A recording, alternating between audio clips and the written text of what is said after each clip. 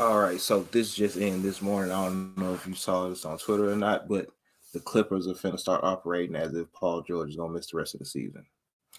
Uh, oh wow, no, I didn't see that. Yeah, That even kind of changed what I was thinking. Wow, yeah. right. And like I said, we don't know when Kawhi is coming back. Like I said, with this news to Paul George, you don't know where the rest of the season is going. But if you're the Clippers, are you still playing for the playoffs, or are you gonna let this be like this year is what it is, and we're gonna reset in the off season? Honestly, if they operating like Paul George isn't coming back, is Kawhi coming back? I mean, what kind If of you're the Clippers and you know this season might be a watch, do you bring Kawhi back? probably not because he just signed the extension, the extension in the offseason, right, or last year because Yeah, his deal was at the expire and he added some more years on it. So you already got him locked in for a couple more years. So and the Clippers are in 8th right now. Why not? And so go ahead and take the L this year. They both go ahead and shut them down now. They both come back healthy next year. And I know it's been this thing with the Clippers next year, honestly. right? But legit, let them get healthy. Kawhi already missed most of the season anyway. Let's just reload, come back next year, get a top 10 draft pick, maybe. That helps that team out. No, I kind of agree. Like, Especially if Paul George, if he's hurt. If they can play, if they can't play and they want to play, let them play. Because he had got the surgery in his elbow a couple weeks ago. I don't think they was planning on him being out this long. So it's kind of the Clippers in a weird situation. Like initially said 4 to 6 weeks. Yeah, so that's a month. But to go from that to thinking he's not gonna play for the rest of the year, someone bad. And like I say, for the Clippers, this kind of put them in a weird situation because, of course, we know this was a team that was kind of put together to win a championship because they won in the first, second, or whenever they won it. Mm-hmm. Then the first year they lose in 7 after being up 3-1. The next year they lose in the conference finals. Kawhi gets hurt. And then now you have this year where you started the season without Kawhi, without Serge, without Nicholas Batum. And now Paul George is probably going to miss the end of the season. The Clippers, they don't really have much draft capital because they traded a lot of it to OKC for Paul George. So losing actually wouldn't even it's not matter. I don't think they ever had they get a lottery pick. So I don't think they ever had any idea that this would be a situation. Because they probably don't have their pick this year, right? No, I'm pretty sure Houston has that. Not Houston, but OKC. If OKC then flip it to Houston. That kind of changes things a little bit. I mean, at the end of the day, honestly, it's still not for me. You expect them to keep trying to make the playoffs? I don't know their draft status, so I'm gonna operate on thinking that they don't have their draft pick. Okay.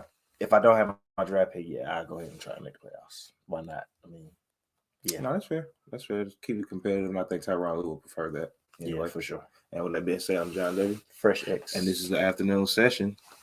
And more news this morning. It's been reported by the New York Daily News basketball section that if the Brooklyn Nets were to let Kyrie play in home games in New York, because that's where they play it, they would just have to pay a small fine. And of course, to an NBA player, it's a small fine. But when the city of New York had this fine in mind, it was just for the regular working class person, because who wants to pay $1,000 just out your own pocket for no reason? Exactly right. But with this possibility being a thing, and this coming to light, I already know what you're finna say.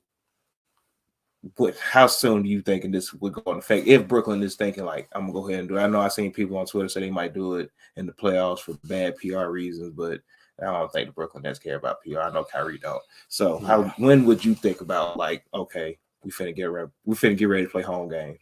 Play now. I'll be talking to him now. I mean, why wait? Well, first, I guess let me go into what so the fines is the first time is just a warning. The second is $1,000 fine. The third offense is a $2,000 fine. The fourth offense, $5,000 fine, and the fifth time and up is also a $5,000 fine. Right. So after the fourth offense, you're basically gonna be paying $5,000. I would be talking to him today. He was like, I would lay out the options for him because first and foremost, right? Because for me, and he doesn't get paid home games, because he's not playing home games right now, so he's not getting that money. But if he played home games, he would start getting his checks. Right. So I would lay out the option that we respect that he wanted to be vaccinated. I mean, doesn't want to be vaccinated, which he's always said. they wanted him to play initially, but they just thought for team reasons. That's why he was held out. But then they brought him back or whatever. But I will lay out the option that he can either continue to not play those games and he continue to won't get paid, or he can play. They'll pay him, and he will have to pay the fine because that's just one of the options for him choosing not to be vaccinated. Right. I mean, we could all respect it, but at the end of the day, there are always consequences, which I've always said from the beginning. Nobody expects to be treated the same. Like I've always said, the players that are unvaccinated just should basically be tested more, stuff like that. Right. We got to go into all the details, but if you choose not to do it, there should be a consequence to that. You know what I mean? And the consequence for the Nets is, all right, if you choose not to play, just like when we talked about it earlier, and I was like when Marshawn Lynch decided that he wasn't going to talk to the media, and you get fined for it. Players can choose to just not talk and pay the fine. Sure. I would tell him, you can play. We want you to play. We want you to play immediately, but you have to pay the fine. And the money, when you look at it, adding all up, because we looked at it over the rest of the season, it's a potential, like even through the playoffs, it's potential like 35 games. I think they got 19 regular season games left. And then if you just imagine, they're not going to get the top overall seed, but in the league, but they could get the top seed in the East. But let's just say they somehow go 7 games in every series and play all their home games. It's around like 35 games or whatever. So the total fine is probably be somewhere like 150, 160,000. He did that literally like 3 minutes before we started this. Literally, I would tell him I'll tell him you're going to pay it, and that's a game check. We ain't got to get into his money, but that's not even a game check for Kyrie. So he's making about $30 million this year. So. And then I guess after that, a lot of people, once you lay that out there, a lot of people are going to be asking, well, do you think Kyrie would be willing? Why would Kyrie be willing to play that? Right. But at the same time, Kyrie was willing not to play for what he was standing on. So I feel like if he's given this option, he would, do what he needs to do regardless. Because, his mind is set on one thing already, and that's what he's going to do. And now you present him with an option. I think he'll take that option because that's all he ever wanted. And once again, this isn't an NBA thing. It is a city of New York thing. So, yeah. So, and it's not even something that the NBA probably could take to the Players Association or something. I don't know if they could bring up the team asking him to pay the fines. I don't know. It shouldn't even have to get into all that, honestly. No. It should be, if it's as simple as Kyrie, you could play, but you got to pay these fines. The fines are based off of you not being vaccinated, but you can play.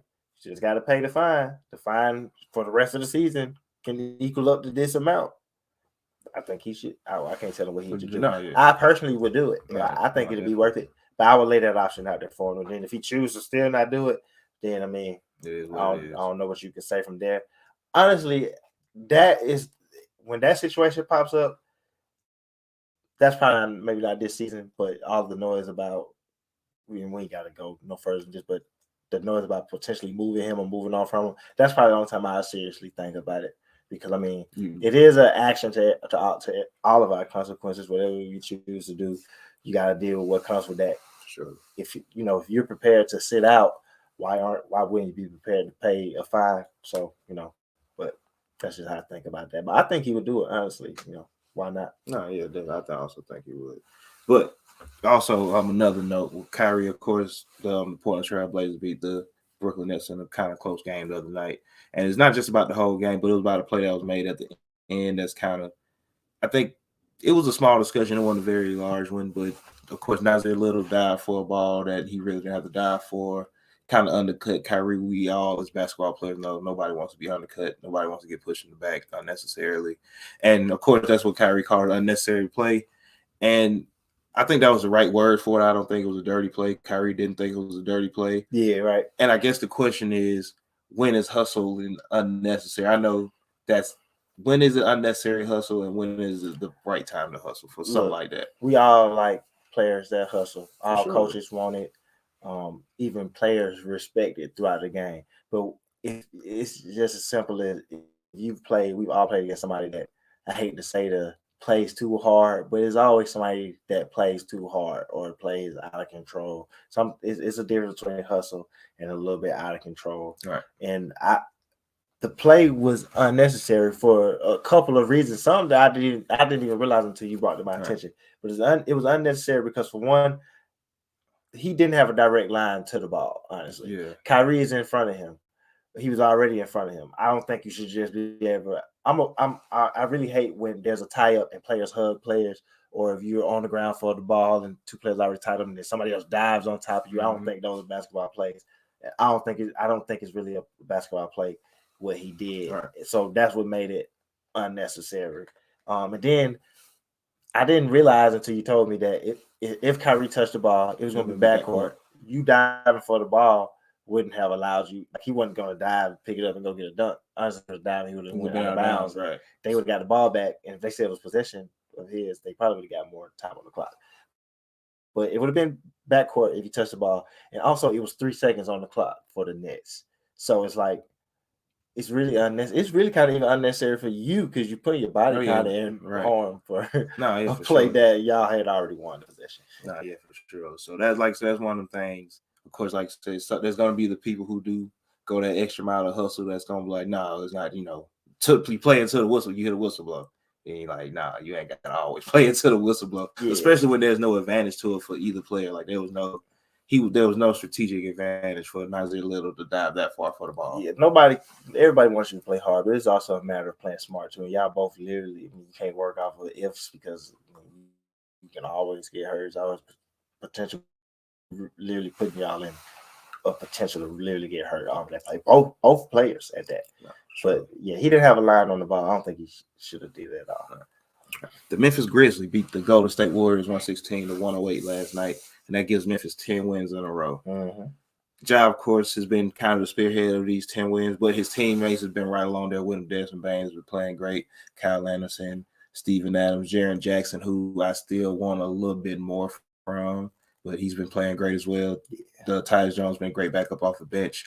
With the way Memphis is playing right now, I guess we can all keep thinking they're going to keep going. Maybe not win out the rest of the season, but they're definitely going to go on keep playing good. Do you think if Memphis can win the season out and in the season pretty strong, Jack can have some considerations to maybe finish in the top half of the MVP voting? Right, yeah. I think he can. For one, it's just weird. I don't get what people think it takes to be an MVP conversation. Like why people think you can't be in the conversation because you're a young player or because they didn't expect you to be in the conversation or something like that. But like the qualifications for winning MVP are having good statistical years and your team being a good team. Honestly, we don't got to go deeper than that. Like, win and put up numbers. Put up numbers, like impact the team. And it's obvious that that's what Ja's doing. Like the main conversation, especially if they win out, he's gonna have is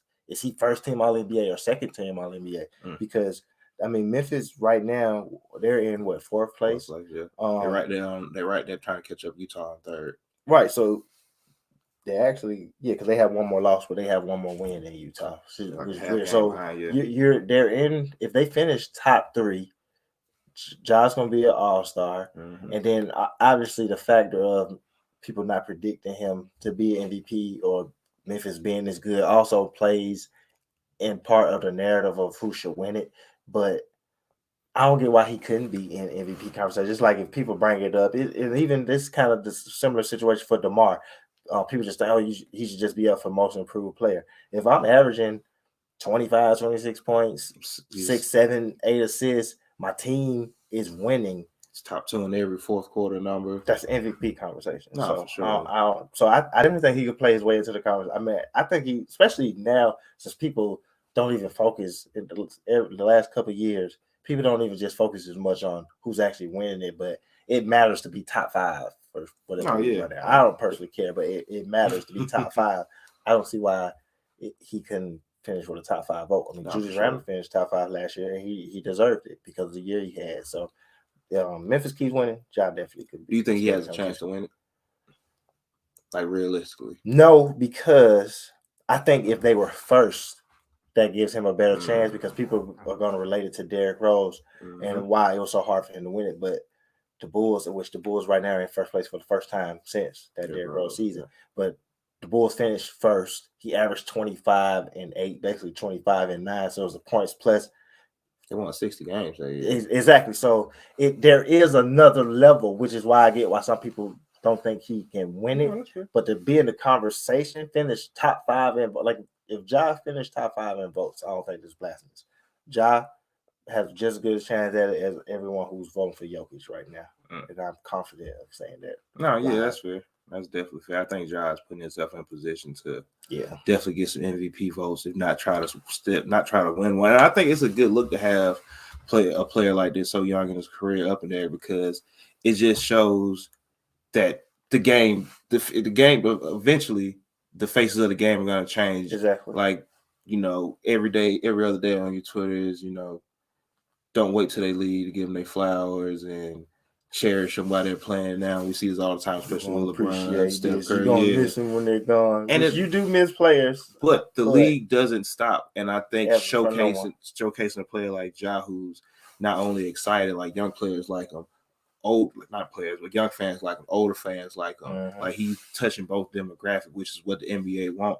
I don't think there's a reason why Ja shouldn't be getting ready to be the face of the. I'm not saying he's the face of the league now, but he's a player you can market, honestly. Yeah, I saw somebody on NBA Twitter, I can't think of who said that they think he could be the face of the league in the future. Then, especially with how social media works and how it's touched like that, like he's gonna have the highlights we all seen. Somebody said he could be one of the faces, but the main thing with being the face is not just winning more than we thought you were gonna win; it's actually being on top of the league too. So that's the next step to make. But the game don't wait for nobody. When we were younger, you couldn't imagine not watching Iverson, T-Mac, Kobe, RP to Kobe, and none of them are in the NBA no more. I'm sure people in the 90s like, with Jordan gone, the NBA is going to be done. And I mean, you do have some of them people who, when these players stop playing, they stop watching the game. You always going to have those people also. So, but the game's going to keep going. No, sure. And just speaking on Memphis, like I said, who've been playing great, they played great without Ja, they're playing great with them.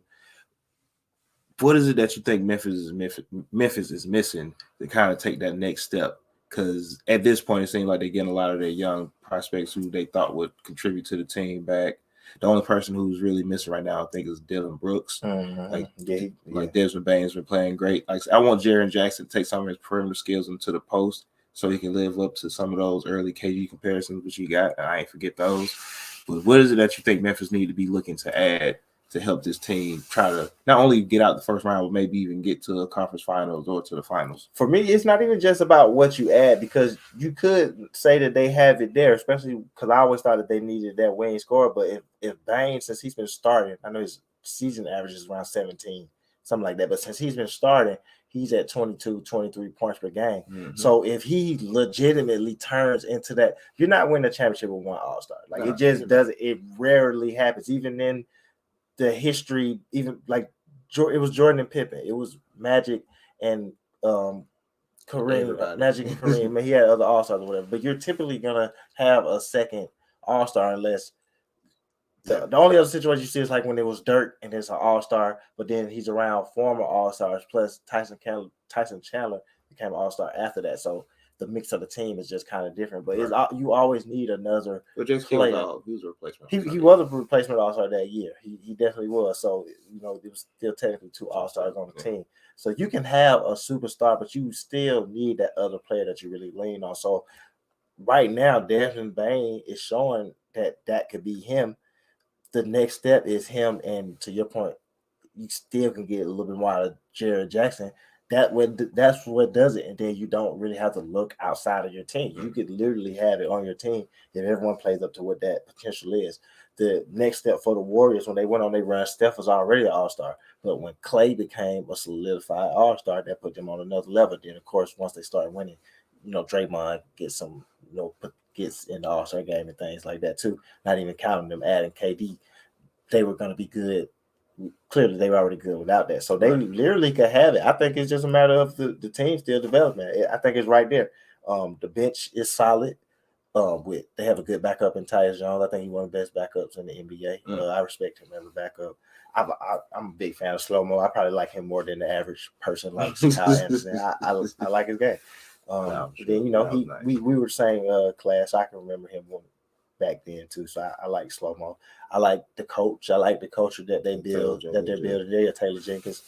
So it's really there. Initially, years ago, I hoped that they was able to get a top pick so they could draft Ant. I thought that they should have been in the trade potential for Brad. They needed that player. Right. Only thing this team needs is Bane to be what we're seeing him as, and then Jaren Jackson take that next step of being an all-star, or at least just dominating what he's doing, whether that's leading in rebounds and being a heavy shot blocker, or being able to give 20 and 10, 19 and whatever. Because he's versatile, so they try to kind of use him like Bam. I don't just want him in the post. Like I don't mind. Like I like him shooting threes, playing at the elbow. I just wish he would take some of that perimeter skill, because he's a coordinated big man, which you don't really see a lot in that young changes big the men. game. That changes the game, and that could change this team. Right. And just speaking of their culture, because we all know the Memphis Grizzlies, especially with those Zach Randolph, Marcus All led teams of grit and grind, where they weren't necessarily the youngest teams, but they were really like veteran teams, and it was, we're gonna play defense on you, we're gonna lock you down, we're gonna out rebound, we're gonna bang you, we're gonna bruise you.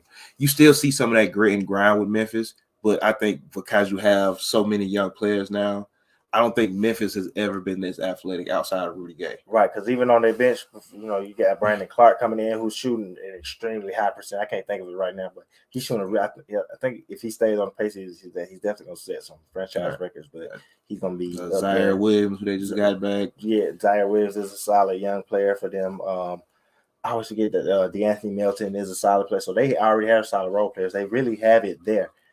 Now it's just about. You like to see how they upgraded that culture? Like, it's still that grit and grind, but they upgraded it to fit how basketball is played today. Overall, because they still, when you think about it, they still kind of got that same thing. No, yeah, absolutely. Because you got Steven and Jaren Jackson. Absolutely. Guys like the modern Mike Conley. So it's still kind of there. That team had Rudy Gay. This one now, Bane just kind of starting to develop. So, Memphis always knew what they wanted. Right, Dylan Brooks is Tony Allen. The difference is Ja becoming that elite player where he's starting to be looked at as top 5 in his position. And if they keep winning, we're going to start asking, is he a top 10 player? Mm-hmm. So once you have a top 10 player, it's always just adding to that. And they could potentially have that on the roster, where now we just need to sign solid role players, bring in championship presence player that's been to the finals or has won a ring. No, yeah, I definitely agree with that, and I definitely feel where you're coming from. All right, so we all know the Ben Simmons saga continue, even though he's not playing, because every week there's a write-up about where he could get traded to. And now recently, in new development, oh, my bad, I skipped something. Why is Devin Booker beefing with the mascot? Because nobody else is at the game. So if that was a fan, would he be mad that the fan was up waving his arm? Exactly. And when I first saw it, I tried to give the benefit of the doubt, and I was like, well, maybe it's the mascot too close on the court since nobody's in the gym and he's just moving around. But I'm like, we've all seen the old guy at the Nets game. If the mascot is no closer than him, I don't really get the issue. So I don't even want to sound yet. Devin Booker, I don't know. I don't know, Devin. I don't even. It's just soft. I hate to, use this light skin. Sorry. But back to real NBA news, like I was saying before, I had that thought. Tobias Harris has been added to Philadelphia's trade block, and of course, if you paid attention to the Philadelphia 76ers over the last couple of years, we could say Tobias Harris is honestly the reason, kind of a big reason why they've kind of not gone to that next step, because he hasn't taken his game to that next step, and he's been put in situations that as the offensive best perimeter player up until Seth Curry took off. He's had the opportunities now. Philly is willing to trade him and Ben Simmons together, and of course, NBA Twitter has the jokes like, "How you gonna trade $80 million?" Shout out to Kyle Kuzma. But when you first hear that's a lot of money to be traded. But if you think about how many teams are in position to trade young players, or how many teams just are in position to just want to make a trade to make the team better, I said on Twitter we might have the greatest trade in NBA history, because Spurs, Hawks, Kings, Lakers, Philly. I got news fast for people on NBA Twitter. Nobody cares about the salary for players that make over 18, that averages over 18 points, or that make All-Star teams. Like, you think people won't trade for Ben Simmons' deal? He's a 3-time All-Star. He's all NBA player. Though Tobias has underachieved, he averages 18 points per game, and you're just not getting that everywhere. People will trade for those deals. Like, if you're talented, and then especially then you're a respectable guy like Tobias is, you can go play for anybody you want. People trade for that deal. They said they were going to trade for Westbrook deal. They said John Wall deal couldn't be moved. They said Chris Paul wasn't going to be moved. People trade for good players, guys. Right.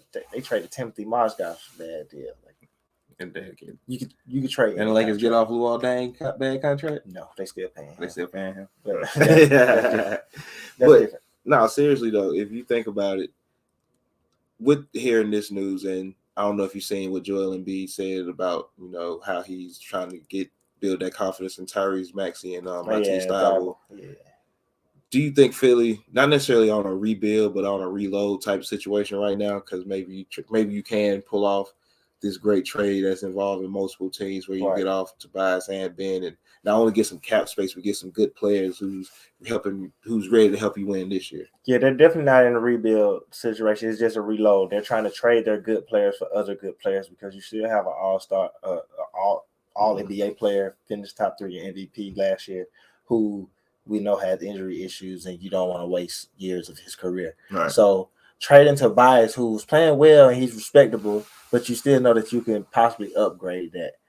And it's just more just completely tailoring the team undisputedly around Joel Embiid. Even though I do think Tobias fits next to Joel, he has fit next to him. I think it's just a matter of completely just tailoring the team to him. So, and he just haven't met certain expectations. He is at the end of the day making what he's making, and he was in some conversations for the All-Star team last year. Some people thought that he should have made it, but once you give somebody that type of money, you are expected them to at least make the next All-Star step or whatever. So, and then it just makes sense that they would want to package him, since it's been little talks about them trying to get other power forwards. Honestly, of course, it was the John Collins thing. I've heard Siakam in the past. I've heard they Siakam makes more sense than John Collins. They potentially want Sabonis, especially Siakam. Don't think that he's Hodetto was Ben Simmons, so you get him. That works. And Joel and Siakam have a relationship. So, but Siakam and also Sabonis, because we know that Indiana's trying to make some moves. So, it makes sense, and that just at the end of the day, like I said, they're just trying to completely tailor the team around Joel. So getting off Ben, and then also moving Tobias to get a better fit, and you possibly can get a couple pieces. No, for sure. It definitely makes sense at this point to build a team completely around Joel Embiid, because I don't know if anybody's been paying attention, but he's back to putting up, I think in his last 7-8 games, he's putting up MVP. Yeah, I think on 10, he's made 30 in 9 out of the last 10. Right. He's still player of the month, December. Right. And unless something doesn't change, he's first in clutch points in fourth quarter points and in clutch points, excuse me. So I think building around this team completely around Joel Embiid at this point is the right thing to do, especially because you want to get up off Ben Simmons, and that's like you already got it. It's not like you have to look for a player like who we're gonna build around. We got a player we could have been building around. Yeah, but you gotta maximize his prime. Right. Maximize his prime. Right. What would you like to see Philly do around Joel Embiid? Of course, you want to keep Seth. You want to keep Matisse. Yeah, I'm keeping Seth. I'm keeping Matisse, and I want Joel. Everybody else is optional, honestly. I'm sure they like Tyrese Maxey. I don't love him as much as other people. I don't think he's a starting point guard. I think he's a really good player. Since they're open to trade Tobias, and I'm not the biggest fan of Pascal, but I would honestly look at that situation. And then the money fits too, because Pascal signed his deal a few years ago. They signed the same deal. But if you're really open to trading him, and I don't know if Toronto wants to do it, since they are probably better than. I mean, they paid some people, so they expect it to kind of be good. Toronto's having a solid year, but I wonder if they think Tobias would fit a little bit better with the rookie Barnes, especially too. And then Tobias still helps your team. Like, he's gonna play defense. He's gonna bring 18, 19 points per game. So I would look at that. I would definitely look at the Siakam thing, because I think if Indiana is trying to lose, I don't think they would necessarily want Tobias, because he doesn't necessarily help you with that. So, but I'll be open to getting Sabonis also. Those are the two main things I would do. And then I've said from the start, and it's probably, probably won't happen now. And I think he has a good chance to make an All-Star team this year. But I've always said I would move Ben for DeJounte Murray. Well, initially I said De'Aaron Fox. So to be honest about that, I said De'Aaron Fox initially, because I like De'Aaron, 20 points per game. I think he fits for Joel. But I would really trade Ben for DeJounte Murray. I don't know if the Spurs are trying to do it now. I know that was allegedly one of Ben's trade destinations before. Yeah. But if Philly could add, I sound like NBA Twitter people just making trades because I think the trades help both teams also because the Spurs get a bona fide all-star for sure. Because Ben, I don't care what anybody got to say about it, he's made 3 all-stars. He's been a lot in the all-star game. Yeah. So you get that bona fide piece. He fits the culture as far as defense and stuff like that, and it's not as the media won't be as heavy in San Antonio. They always say nobody cares about there. So I think that helps both teams. So it's just a matter of DeJounte Murray and making the money work also. But if Philly, let's just say it could happen, not even counting the other little pieces or whatever, but if this 76ers team adds DeJounte Murray and then you trade Tobias and you add Siakam and you keep Seth and Matisse, that's a pretty good team. Honestly, that's a pretty like I say, good once team. it's 17, and they're still good defensively between the Hawks, Lakers, Spurs, Kings, Philly, Toronto happened because now there's reports that the Lakers are interested in Gary Trent Jr. So my trade talk is coming in fruition. We're going to see a bunch of players move. I've said I think it's about to be a big blockbuster. It's about to be a blockbuster trade. But that Philly team could win the East. They could win the East. DeJounte, the defense is going to be great. Offensively, everyone fits. I got a question because, of course, everybody's first thing to go for is like we're going to trade for a point guard, like Philly trade for a point guard. But do you think that they're satisfied enough with Tyrese Maxey that they might not necessarily go after a point guard? And they might go after a wing scorer. I think they're more comfortable doing that potentially, but I like Seth as a starter more than I like Tyrese. I'm saying not necessarily going to get a 2 to replace Seth. Maybe we go get a 3. But then you get a 3. You get a 3 to slide but next to Seth. I also think that, and for the right 3, yes, because I've also said that Jaylen Brown, Ben for Jaylen Brown, because Boston could use Ben and Philly could use Jaylen Brown. So adding a 3 and then you can still bring Matisse off the bench and then that loses some minutes from what's his name? Danny Green. Yeah. So it works. And if they is Matisse, I mean if they are comfortable with Tyrese, it works. But I just personally don't think Tyrese is the answer as starting point guard. But I mean, if you add Jaylen Brown and then you still do that, Jaylen Brown and Siakam also helps this team. But they said that Boston don't want to split them up though, so they kind of smart in Boston, I guess. No, not really. They're not, but that's a smart move. But yeah, a wing scorer, but outside of Jaylen Brown, who is that wing scorer? Because the talks I've seen as far as the wing players has been Buddy Hield, Bradley Beal. So players that's going to play. That's going to take minutes from Seth, and I would rather keep Seth starting over Tyrese Maxey. So, I mean, I would either want point guard or small forward. Well, that makes sense. Yeah. That doesn't make sense. But other than that, you got anything else?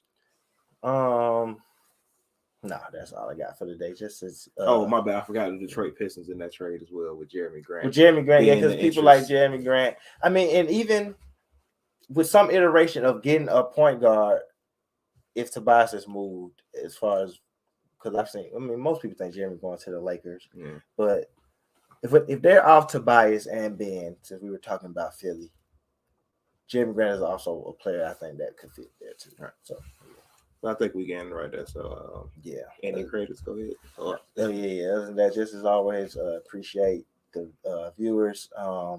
Shout out to Jelani. We did the Atlanta Hawks fly through last night. So go to his page, what the game means to me, WTGM podcast on Twitter. Go there and rewatch that. Watch the fly through. Shout out to the Off the Ball Network. Of course, we're gonna be coming here every Wednesday, 12 o'clock for the afternoon session. Of course, every Monday you can find us on the Nothing But Net channel through the Dash Radio app, 3 o'clock for the Hoopers Hour. We end the Off the Ball Network Mondays on Nothing But Net channel, so make sure you check that out. And anytime you miss any of this, even this show today, playback, go to our YouTube, just search the Hoopers Pod, subscribe, comment, just search the Hoopers Pod, and you can find all our content. Our Hooper of the Nights, we're about to go start doing kind of like a Hooper Spotlight for the week. You can re-listen to the Nothing But Net show on the YouTube. So everything's on YouTube. And then if you're not a YouTuber, anywhere podcasts are available, search the Hoopers Pod, Apple, Spotify, iHeartRadio. We on Pandora. We We are on. I think we're on Tune now. I don't know, but we everywhere. We everywhere. Of course, that's how this all started. International Professional Podcasters. So Sure. that's all I got. With that being said, I'm John W. It's Fresh X. And it's the afternoon session. Catch y'all next week. Cameras ain't got no temperature.